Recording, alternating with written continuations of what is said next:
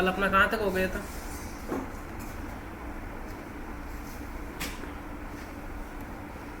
एक मिनट है ना, थोड़े स्टूडेंट आ जाए फिर करते हैं अपन कंटिन्यू।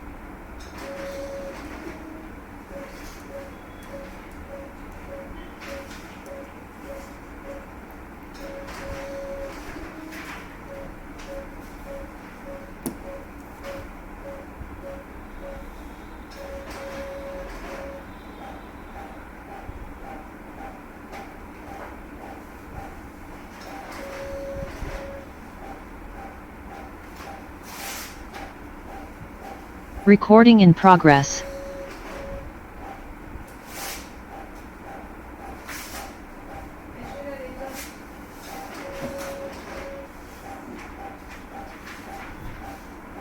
चलो, कितने जन आ गए हो आप लोग? 1 2 3, कैलाश चौधरी, शरीफ खान,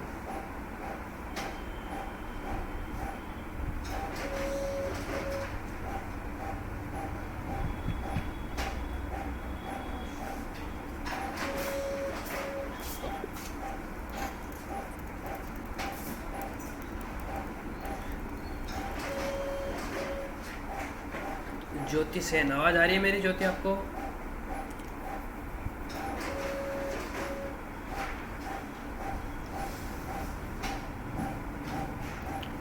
चलो, तो कल आपने कहाँ तक देखा था ये सुटिक्स का पोर्शन?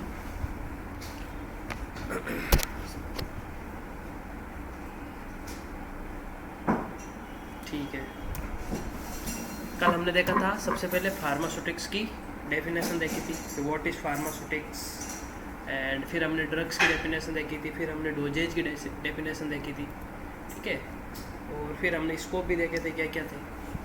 तो जैसे भाई जनरली एक बार वापस चीज़ों को रिवाइज कर लेते हैं हम कि एक्चुअल में फार्मास्यूटिक्स, अगर आपसे कोई क्वेश्चन कर ले भाई फार्मास्यूटिक्स है क्या, तो आप कम से कम उसको ये तो जवाब दे सको कि फार्मास्यूटिक एक्चुअल में ये चीज़ है, ठीक है ना।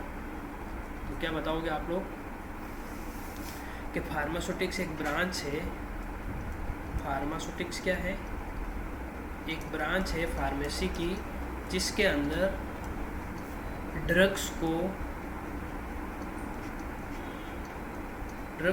किस में कन्वर्ट कर दिया जाता है? मेडिकेशन फॉर्म के अंदर कन्वर्ट कर दिया जाता है, ताकि वो पेशेंट के लिए क्या हो, सेफ है एंड इफ़ेक्टिव हो, ठीक है। अगर डायरेक्ट अपन ड्रग्स लेते हैं तो वो अपने लिए क्या है, टॉक्सिक है, जहर है, ठीक है ना। डायरेक्ट अपन अगर ड्रग्स लेते हैं तो वो क्या है, टॉक्सिक है, जहर है, ठीक है ना। जैसे एल्कोहल आता है, वो एज है, क्या है, मेडिसिन है, बट लोग आजकल उसको क्या करते हैं, वो ज़्यादा क्वांटिटी में लेते हैं तो उससे नशा हो जाता है, इसीलिए वो एक तरह का जहर हो गया ना अपनी बॉडी के लिए। वरना तो एल्कोहल क्या है, सबसे अच्छी मेडिसिन से सीएनएस को क्या कर देता है, स्टिमुलेट कर देता है, ठीक है। तो इनका अपन क्या है, मिसयूज करते हैं ना, मिसयूज करते हैं तो फिर वो अपने लिए क्या होता है, बहुत ही हानिकारक होता है, ठीक है।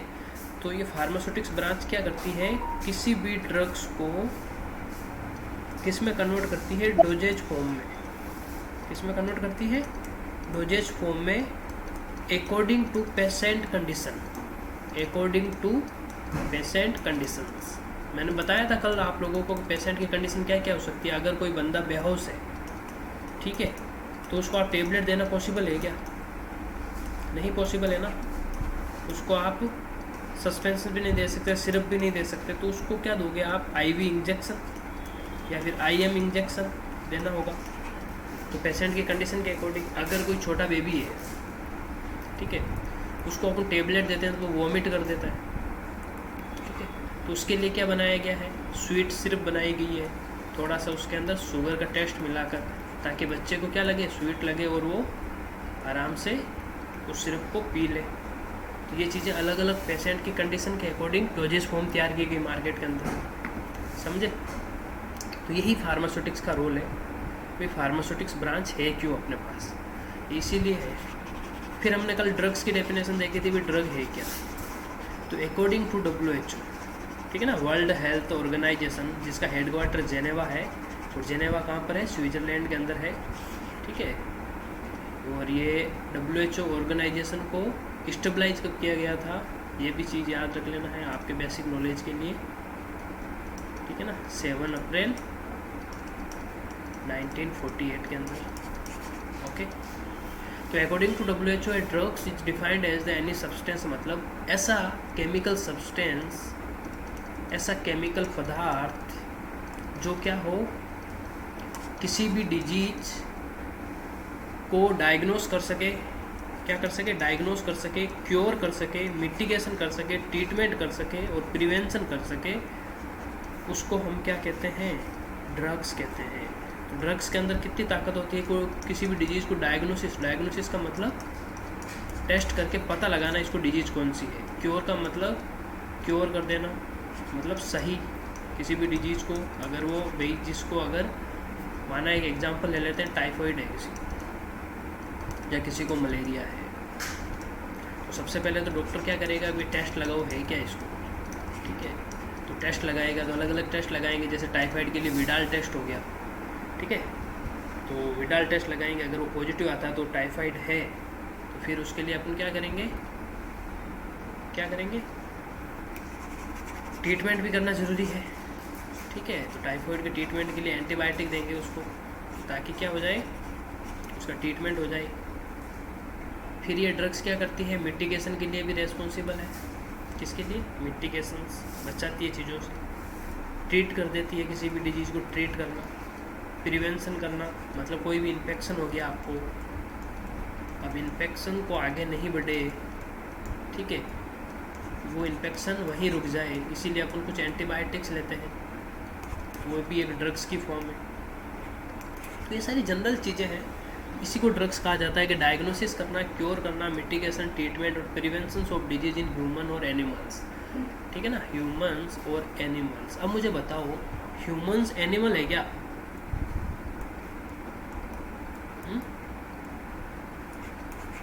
अरे ह्यूमन एनिमल है क्या? कोई बोलेगा?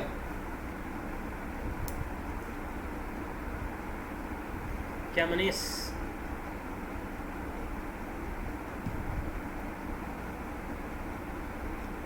आवाज़ आ रही है क्या मेरी मनीष, या नहीं आ रही सर? मुझे बताओ, ह्यूमन एनिमल है क्या? नहीं। नहीं है। एनिमल क्या होता है? जानवर। हम्म? जानवर। अच्छा, एनिमल जानवर होता है। हाँ? अरे ह्यूमन एनिमल नहीं है क्या भाई? मैं तो ये क्वेश्चन कर रहा हूँ, है या नहीं, यस या नो में जवाब दो।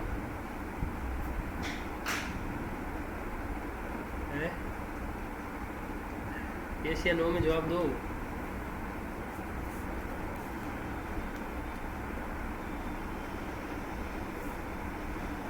और हम सारे एनिमल कैटेगरी में तो आते हैं भाई, हम कोई प्लांट कैटेगरी में थोड़ी ना आते हैं। जूलॉजी और बॉटनी नहीं पढ़ा है क्या? जूलॉजी क्या है, बॉटनी क्या है? Botany is a branch of science that study of the plants, and zoology branch of the science that study of the animals. तो ह्यूमंस ये सारे किस कैटेगरी के हैं? एनिमल्स कैटेगरी के तो हैं। इसमें इतना कन्फ्यूजन क्यों चल रहे हो आप कि एनिमल्स में जानवर हैं? जानवर की गूगल पे जाके डालना, स्पेलिंग क्या आती है, एनिमल आती है क्या?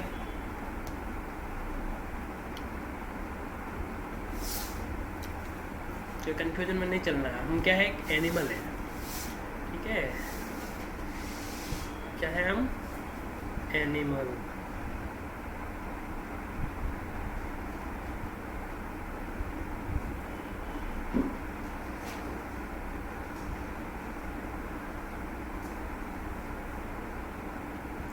हमारा किंगडम कौन सा है पता है? पढ़ा है कभी किंगडम? एनिमल किंगडम है हमारा, ठीक है ना। होमो सेपियंस सबसे पहले वर्ड सुना हो तो कभी सुना है क्या? साइंटिफिक नेम ह्यूमंस का नहीं पढ़ा है तुम लोगों ने? 10th 12th में पढ़ा होगा। पढ़ा है सर। पढ़ा है ना? तो फिर यार इतना क्या सोच रहे हो? ठीक है चलो, तो ड्रग्स पता चला, सोटिक्स पता चला। थोड़ा डोजेज फॉर्म में मैंने कल बताया था कि अलग अलग टाइप से अलग अलग फॉर्म बना देना, जैसे कुछ टेबलेट्स बना देना, कुछ कैप्सूल बना देना, कुछ पाउडर की फॉर्म में बना देना, कुछ सिरप की फॉर्म में बना देना और कुछ ड्रिंक की फॉर्म में बना देना।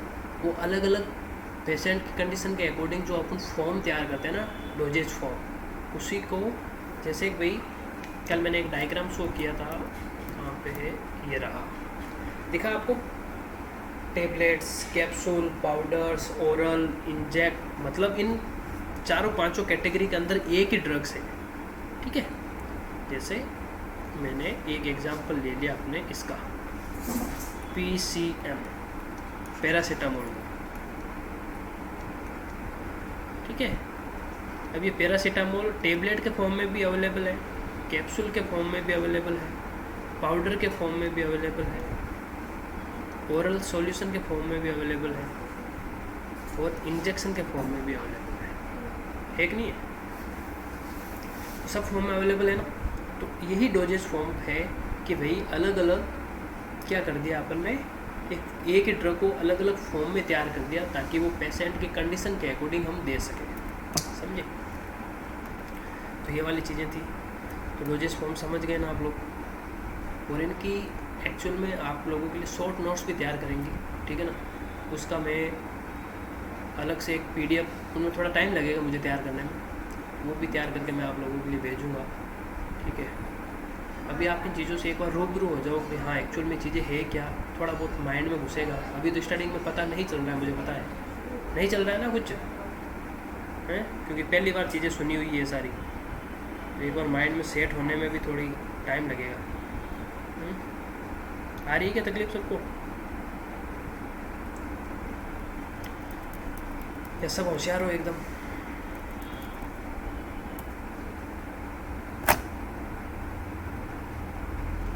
ठीक है,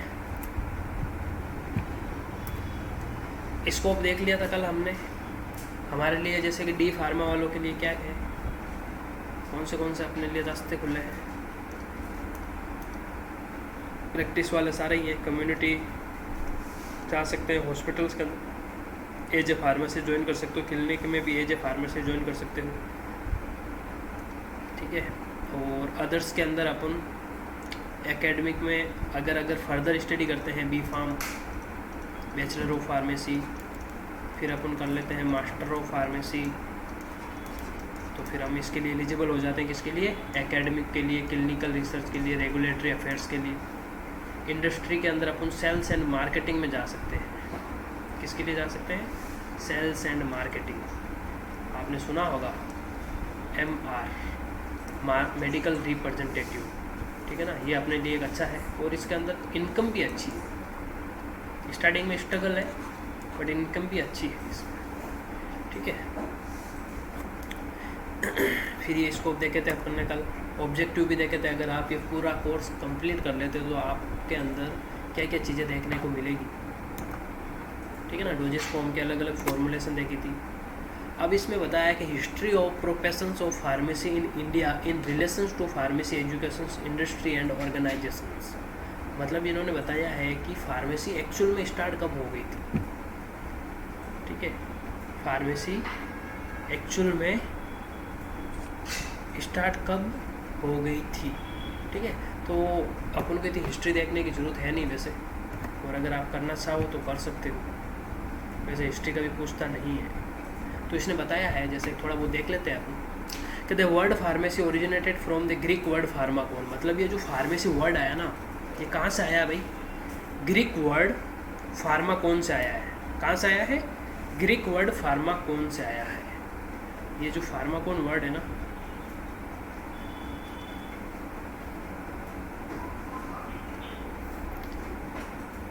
फार्माकोन, ये ग्रीक वर्ड है, यहीं से अपन को फार्मेसी वर्ड मिला।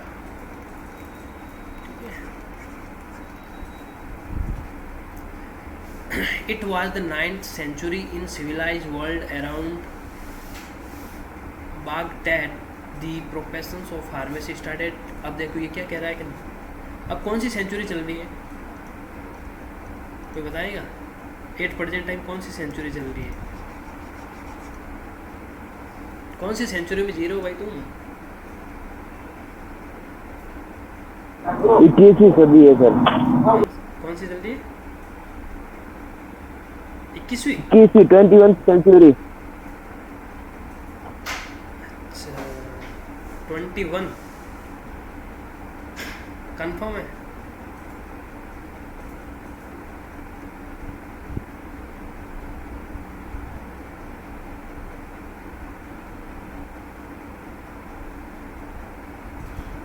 हाँ सर कंफर्म है। तो देखो फार्मेसी कब स्टार्ट हुई थी? 9th सेंचुरी में स्टार्ट हुई थी। एक सेंचुरी कब होती है? एक सेंचुरी कंप्लीट कब होती है? 100 साल के बाद में। अपन कहते हैं ना भाई, क्रिकेटर जब 100 रन मार देता है तो भाई एक सेंचुरी लगा दी इसने, बोलते हैं नहीं बोलते हैं? तो देखो 9th सेंचुरी में ये फार्मेसी का फंडा स्टार्ट हो गया था और अब चल रही है 21 सेंचुरी। तो सोचो कितने साल पहले फार्मेसी प्रोफेशन स्टार्ट हो गया था। काउंट करो, 9 के बाद में 21 माइनस 9 कितने हो गए? 12 मल्टीप्लाई 100 मतलब 1200 साल। कितने हो गए? 1200 ईयर्स। 1200 साल पहले अपना फार्मेसी का फंडा स्टार्ट हो गया। तो कितना पुराना है फार्मेसी?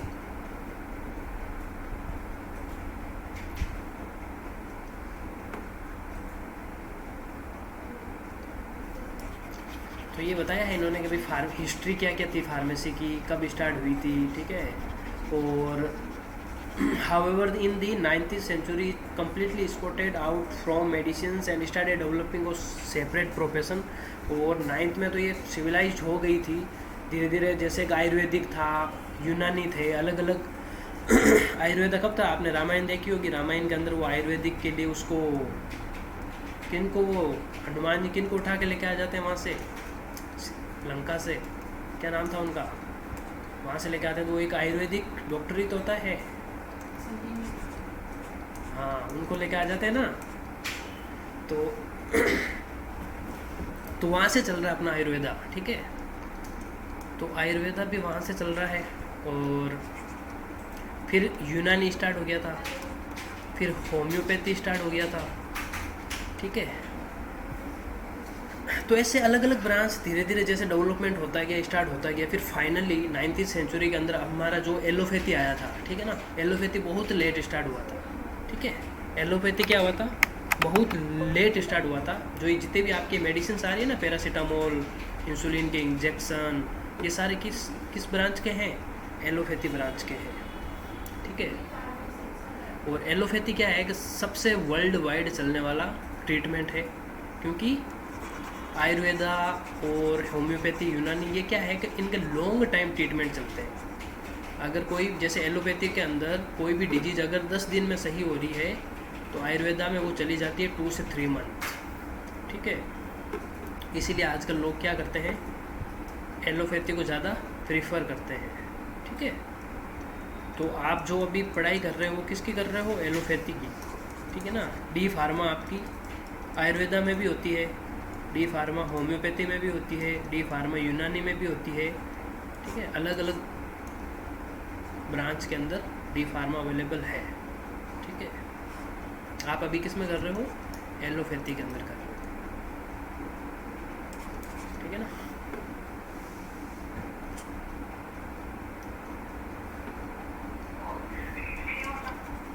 रही है, प्रॉपर आवाज़ आ रही है मेरी सबको? एकदम ऐसे तुम मगन कैसे हो गए, चुप कैसे हो सारे के सारे? हाँ भाई,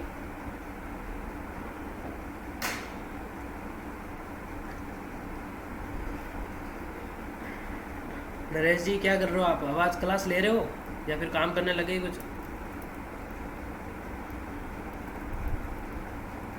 सुन रहा हूँ सर, सुन रहा हूँ। अच्छा, सुन रहे हो कुछ ना कुछ? आ रहा है कुछ समझ में? आ रहा है नरेश जी? हाँ जी, हाँ जी, हैं?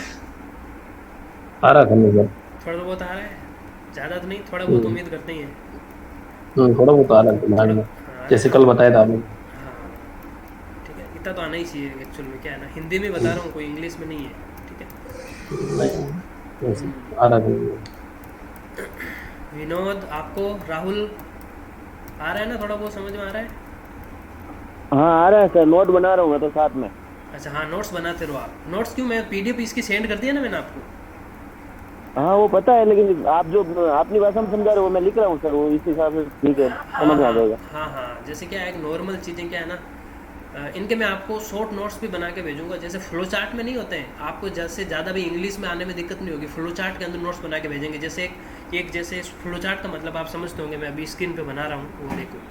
जैसे फ्लो चार्ट का मतलब ये हो गया अपना, इस तरीके के नोट्स बना के मैं भेजूँगा। मुझे पता है कि इंग्लिश में दिक्कत आएगी सबको, ठीक है, क्योंकि देखो काफ़ी जन ऐसे हैं अपने पास में स्टूडेंट जो स्टडी को कम से कम 10-10 साल का गैप ले चुके हैं वो 12th के बाद में, उनके लिए बहुत ज़्यादा दिक्कत आएगी। तो उनको इंग्लिश में लिखना फिर हार्ड हो जाएगा ना, इसलिए मैं फ्लो चार्ट में बनूंगा। जैसे एक आपको ड्रग्स की डेफिनेशन है, तो आपको पूरी इंग्लिश में लिखने की ज़रूरत नहीं है। जैसे ड्रग्स लिखा आपने, इस तरीके से ऐसे करके क्या लिखोगे, केमिकल सब्सटेंस, केमिकल सब्सटेंस, और फिर ऐसे करके आप एरो करके लिख दोगे डायग्नोसिस, ट्रीटमेंट एंड क्योर, फिर ऐसे करके लिख दोगे डिजीज। इस तरीके से डेफिनेशन बन जाएगी बहुत ईजी वे में। आपको ज़्यादा ऐसे नहीं लिखना पड़ेगा कि drug is a chemical substance, is are लगाने में बहुत ज़्यादा दिक्कत आती है। तो ऐसे करके आपके फ्लो चार्ट में और कुछ ऐसे डायग्राम शो कर देंगे ताकि आप लोगों के लिए क्या हो जाएगा, बहुत ईजी हो जाएगा, ठीक है ना। तो वो आप टेंशन मत लो बाकी की सारी चीज़ों की, अभी आप सिर्फ समझने की कोशिश करो कि हाँ एक्चुअल में चीज़ें क्या है, ठीक है ना। पास तो होना ही है, बट उससे अच्छा नॉलेज अच्छा होना चाहिए कि भाई अपने एक्चुअल में ये करने के बाद में, क्योंकि यार अदर्स कोर्स में जैसे बीएड हो गया, बीए हो गया, वो करने के बाद में क्या है, आप किसी इंसान के साथ में खेलते थोड़ी ना हो। इसमें क्या करोगे आप, अगर कुछ गलत दे दिया मेडिसिन पेशेंट को, तो एक इंसान के साथ में खिलवाड़ हो जाएगा ना। इसीलिए ये होता है कि इसमें एक नॉलेज होना अच्छा ज़रूरी है। ये कंप्लीट करने के बाद में जब आप निकलो ना, तो आपके पास में बेसिक नॉलेज तो होना बहुत ज़रूरी है, ये चीज़ है, ठीक है। तो हमने देखा था, अब अपने वापस आइए एक बार फार्मेसी की डेफिनेशन, तो थोड़ा सा देख लेते हैं एक्चुअल में क्या है।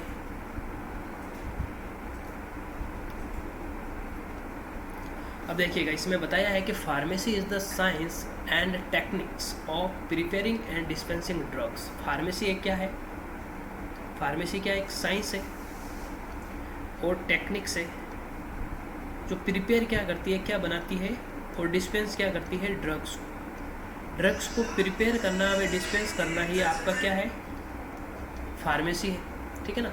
तो it is the health professions that links health science with chemical science and aims to ensure the safe and effective use of pharmaceutical drugs. मतलब ये क्या करती है, आपके लिए इंश्योर करती है कि safe and effective use of pharmaceutical drugs को बनाती है, ठीक है ना। Safe and effective use of pharmaceutical drugs, ठीक है। ये पेशेंट के लिए क्या होनी चाहिए, एक तो सेफ होनी चाहिए, नुकसान नहीं करे, और एक इफेक्टिव होनी चाहिए। तभी तो कहते हैं ना कि भाई आपको दिन में पर डे आपको 2 टाइम्स ये मेडिसिन लेनी है। आपको उसको ऐसे थोड़ी बोलते डॉक्टर, जब आप मन चाहे तब ले लो, वो आपके लिए क्या हो जाएगी, नुकसानदायक हो जाएगी। इसलिए हमेशा हर चीज़ की एक डोज फिक्स होती है, उसी के अकॉर्डिंग आपको चलना होता है, समझे। तो ये फार्मेसी की है, लिख लेना, बहुत ईजी वे में है और ऐसा कुछ है नहीं हार्ड वाला काम। फिर फार्मास्यूटिक्स की वापस डेफिनेशन वही सेम की सेम आ गई। ठीक है, चलते हैं आगे। अपन pharmaceutical formulations, pharmaceutical technology, biopharmaceutics, या आप लोगों को अगर चाहते हो याद करना तो कर सकते हो, बट इतनी ज़रूरी है नहीं वैसे।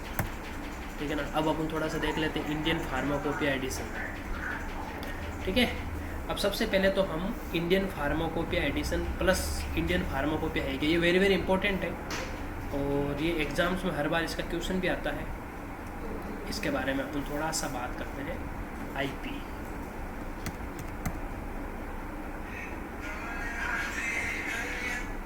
थोड़ा सा बड़ा कर लेता हूँ इसको।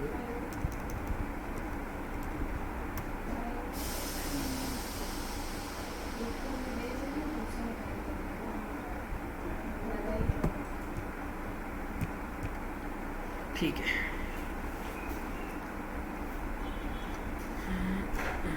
IP Indian pharmacopoeia.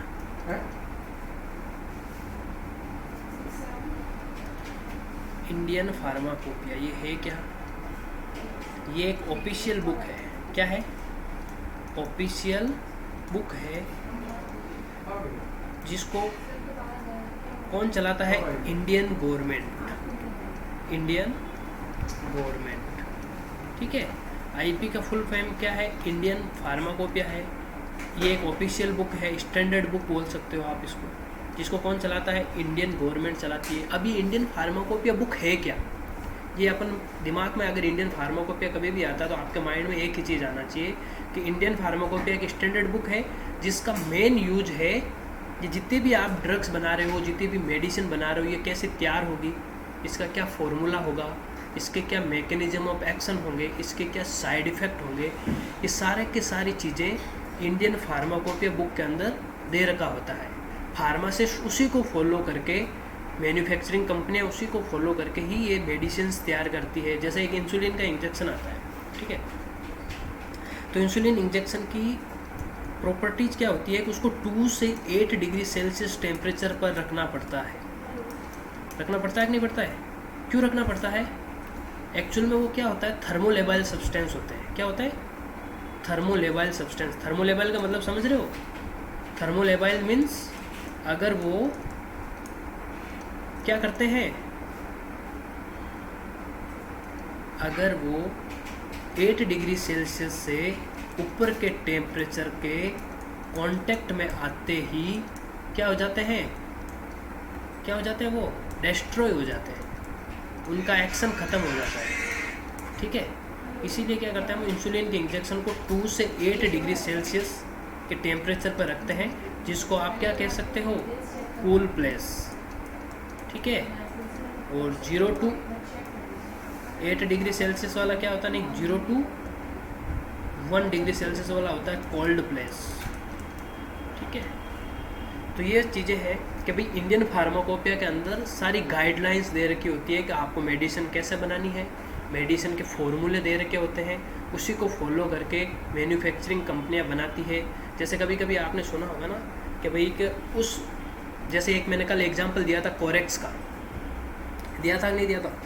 कोरेक्स को मार्केट से वापस विड्रॉल कर लिया गया था बीच में, अभी तो वापस आ गई है कोरेक्स। वैसे क्यों किया गया था? उसके अंदर एल्कोहल की क्वांटिटी ज़्यादा थी, तो वो इंडियन फार्माकोपिया के अंदर जो फॉर्मूला दे रखा था उसको फॉलो नहीं करके उन्होंने क्या कहा कि भाई हम ये मार्केट के अंदर चलाएंगे और एल्कोहल डालेंगे तो लोग इसके क्या हो जाएंगे? एडिक्ट हो जाएंगे, उनको आदत पड़ जाएगी और हमारी मार्केट में ये बहुत ज़्यादा चलेगी, नशे के चक्कर में ही चलेगी। अगर किसी को खांसी नहीं है ना तो नशा करने के लिए भी ये कोरेक्स यूज करेंगे। तो जैसे ही उसकी रिपोर्ट गई, पता चला कि ये एडिक्ट हो रहे हैं इससे बंदे, ठीक है, तो फिर उसको मार्केट से विड्रॉल करना पड़ा। फिर वापस उन्होंने कुछ सुधार किया, फिर उनको वापस मार्केट के अंदर लेकर आए। तो ये सारी कुछ चीज़ें होती है। तो इंडियन फार्माकोपिया बुक क्या है भाई? इंडियन फार्माकोपिया बुक क्या है कि इसके अंदर मेडिसिन को तैयार करने के फॉर्मूले दे रखे होते हैं। अपने जितने भी हम लोग फार्मासिस्ट लोग हैं वो इंडियन फार्माकोपिया को फॉलो करके ही मेडिसिन तैयार करते हैं। ठीक है। अब सबसे पहले फर्स्ट इंडियन फार्माकोपिया कब आई थी, इसका फर्स्ट एडिशन कब आया था, ये देख लेते हैं हम। इंडियन फार्माकोपिया का फर्स्ट एडिशन कब आया था, देखिएगा। इसका फर्स्ट एडिशन आया था 1955 के अंदर first Indian pharmacopoeia book launch हुई थी, ठीक है। सेकंड कब लॉन्च हुई, उसका सप्लीमेंट लॉन्च हुआ था सेकंड में, वापस कुछ अमेंडमेंट हुआ था, कुछ उसके अंदर चीज़ें डाली गई थी, नया ऐड किया गया था 1960 के अंदर। 1960 में वापस अमेंडमेंट हुआ, वो सप्लीमेंट आया उसका। फिर सेकेंड बुक एडिशंस कब आया था, सेकेंड एडिशन आया था आपके 1966 के अंदर, ठीक है। इसका सप्लीमेंट कब आया वापस, कुछ अमेंडमेंट हुआ, कुछ उसके अंदर चीज़ें ऐड हुई 1975 के अंदर, ठीक है। थर्ड एडिशन कब आया इसका, 1985 में आया। थर्ड एडिशन कब आया, 1985 के अंदर आया। फिर थर्ड के अंदर भी वापस फर्स्ट अमेंडमेंट हुआ 1990 के अंदर, 4 साल बाद में। फिर सेकंड हुआ वापस 1991 में, 2 साल बाद में, ठीक है ना। तो मतलब कुछ ना कुछ चीज़ें ऐड होती गई। फिर इसका फोर्थ एडिशन कब आया अपने पास में, 1996 के अंदर आया था फोर्थ एडिशन, ठीक है। फोर्थ एडिशन का वापस फर्स्ट अमेंडमेंट सेकंड अमेंडमेंट हुआ था 2000 और 2002 के अंदर। फिर इसका फिफ्थ एडिशन कब आया, 2007 में। सिक्स एडिशन कब आया, 2010 में। सेवन्थ एडिशन कब आया, 2014 में। और एट एडिशन टोटल, अब जैसे एक क्वेश्चन पड़ता है हमारे कि इंडियन फार्माकोपिया के टोटल कितने एडिशन आ चुके हैं मार्केट में, 8 एडिशन। 8 एडिशन। अब आपके सब लोगों के माइंड में ये आ रहा होगा कि सर ये एडिशन क्या होता है, बार बार ये बुक लॉन्च क्यों हो रही है। एडिशन का मतलब समझ रहे हो ना, एडिशन से ही पता चल रहा है कि कुछ नई चीज़ें ऐड होती है, कुछ नई चीज़ें ऐड होती है, ठीक है ना। जैसे एक इंडियन फार्माकोपिया के अंदर ये दे रखा होता है कि मार्केट के अंदर कितनी मेडिसिन अवेलेबल है, कौन सी मेडिसिन का कितना साइड इफ़ेक्ट है, कौन सी मेडिसिन हमें इस डिजीज़ में नहीं यूज करनी चाहिए। जैसे किसी को अस्थमा है, ठीक है, तो उसको कौन सी मेडिसिन यूज करनी चाहिए, कौन सी नहीं करनी चाहिए। किसी को अगर शुगर है तो उसको कौन सी मेडिसिन यूज करनी चाहिए, कौन सी नहीं करनी चाहिए। सारा का सारा चीज़ें किस में दे रखी होती है, इंडियन फार्माकोपिया बुक के अंदर दे रखी होती है। और इसके अंदर नई नई चीज़ें रोज़ ऐड होती जाती है, जैसे जैसे रिसर्च होती है ना, वैसे वैसे इसके अंदर चीज़ें ऐड होती जाती है। तो टोटल एडिशंस कितने हो गए, 8 एडिशन। फर्स्ट एडिशन कब आया था, 1955 के अंदर। और अपना ये लास्ट 8 एडिशन कब आया था, 2018 के अंदर। 18 के बाद में अभी तक कोई भी एडिशन नहीं आया है, समझे। तो ये वेरी वेरी इंपॉर्टेंट चीज़ थी आपके इंडियन फार्माकोपिया एडिशन। तो ये सारणी आपको 3 से 4 बार देखोगे तो माइंड में सेट हो जाएगी, ठीक है। क्या करोगे, 3 से 4 बार देखोगे तो माइंड में सेट हो जाएगी।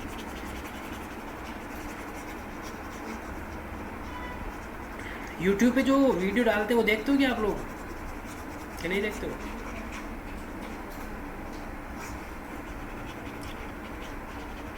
अगर क्लास मिस हो जाती है ना, यूट्यूब पे जो वीडियो डाला वो देख लिया।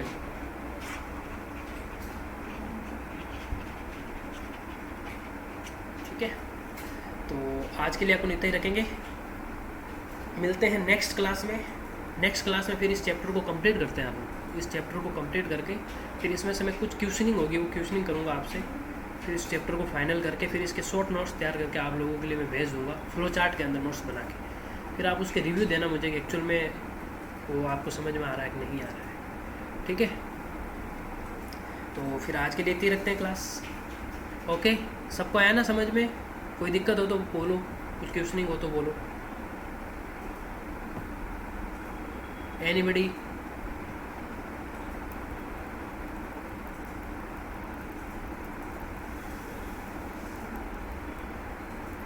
किसी को क्वेश्चनिंग करनी है या नहीं?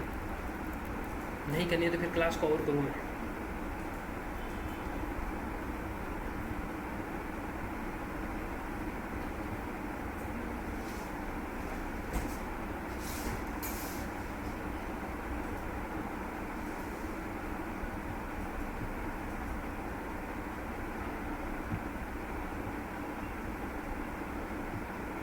Recording.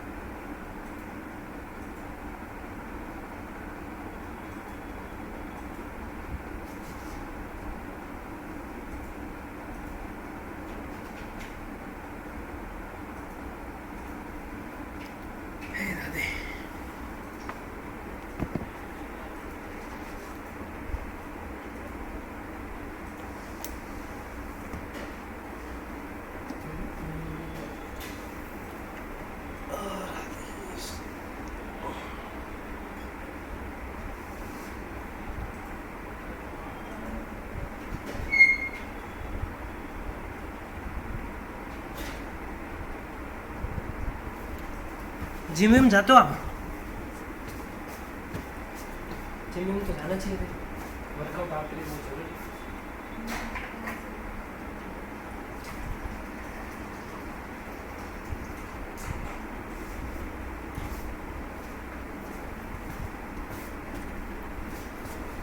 राधे।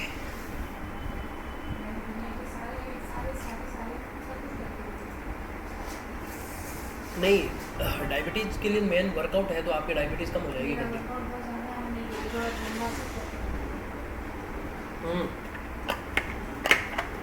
जुम्बा कर रहे हो तो ठीक है। मतलब शुगर का लेवल बढ़ जाता है तो एनर्जी अपन को लॉस करवाना बहुत ज़रूरी है। बॉडी के अंदर एनर्जी लॉस होगी तो शुगर लेवल कम होगा धीरे धीरे।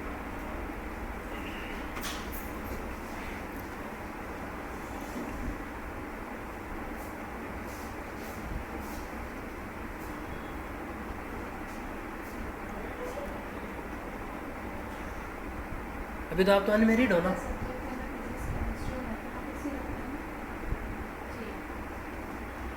आप तो अनमेरिड हो ना अभी? हाँ, मैरिड हो ना आप? तब तो क्या तकलीफ है फिर तो वर्कआउट इजी हो जाता है, टाइम मिल जाता होगा। 11 बजे से पहले टाइम मिल ही जाता है।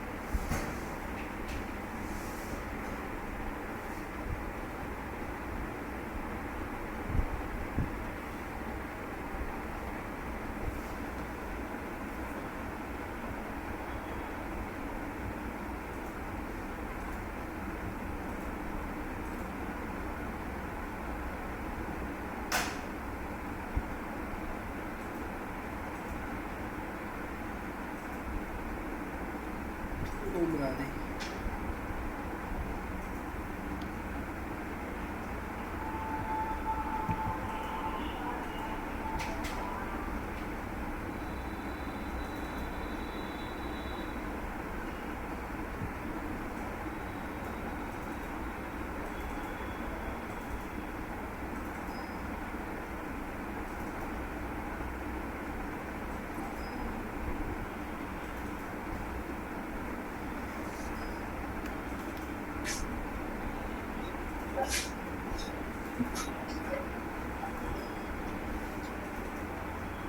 चलो, कितने जन आ गए हो आप लोग?